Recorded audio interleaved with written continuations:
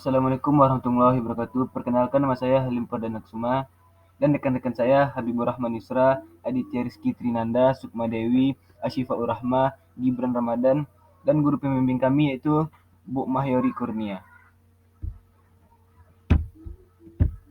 Kami akan menjelaskan hasil presentasi dari kelompok kami. Yang pertama, contoh peran Kingdom Animalia dalam ekosistem.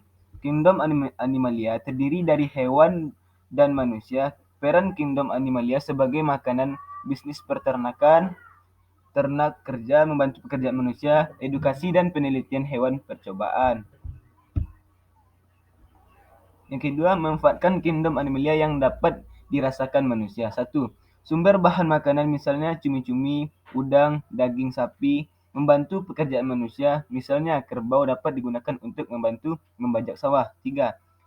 Sebagai alat transportasi misalnya kuda untuk menarik delman. 4. Bahan kerajinan misalnya cangkang kerang sebagai bahan dasar pembuatan tirai dan hiasan dinding.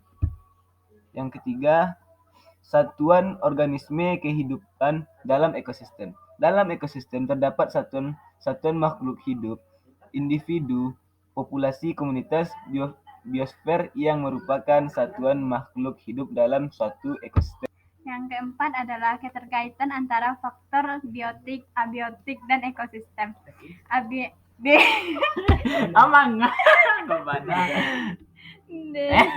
Biotik, abiotik, ekosistem memiliki keterkaitan, yaitu abiotik sebagai benda-benda mati, misalnya tanah, cahaya, matahari, air, angin sebagai makhluk hidup.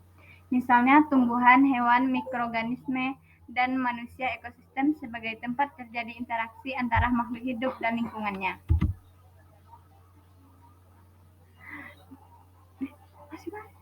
Contoh keterkaitan, faktor biotik membutuhkan faktor abiotik untuk melangsungkan hidupnya. Misalnya tumbuhan memerlukan cahaya matahari untuk berfotosintesis sehingga dapat memenuhi nutrisinya.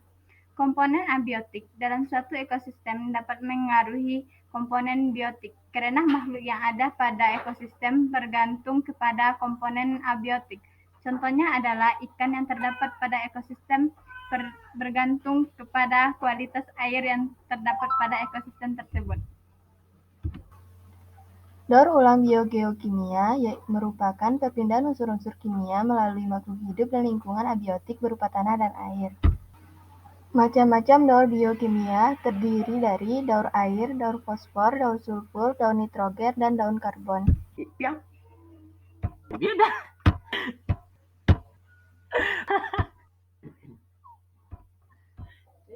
Selanjutnya adalah siklus air yang terjadi di bumi.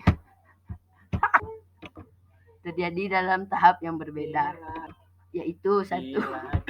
Evaporasi. Evaporasi merupakan proses di mana air yang ada di laut, rawa, sungai, dan lainnya menguap karena adanya pemanasan dari sinar matahari.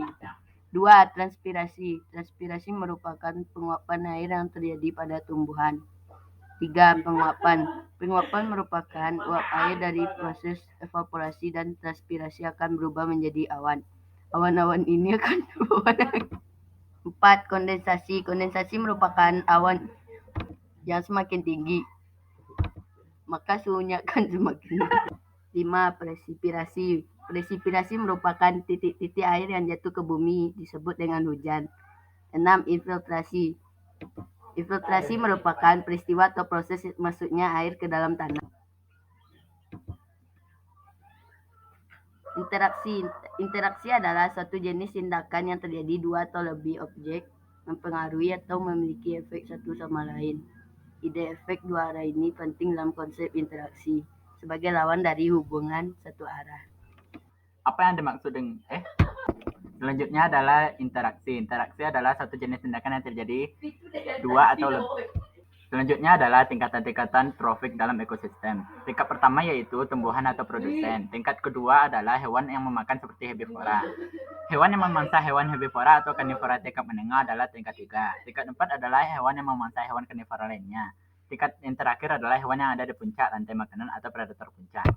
Pembahasan selanjutnya adalah piramida ekologi. Piramida ekologi adalah susunan tingkat trofik menunjukkan kepadatan populasi, berat organisme, maupun kemampuan menyimpan energi pada tiap trofik secara berurutan dalam ekosistem.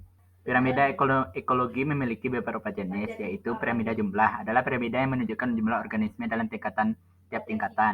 Piramida biomasa adalah piramida yang menunjukkan berapa organisme hidup dari masing-masing tingkatan trofik.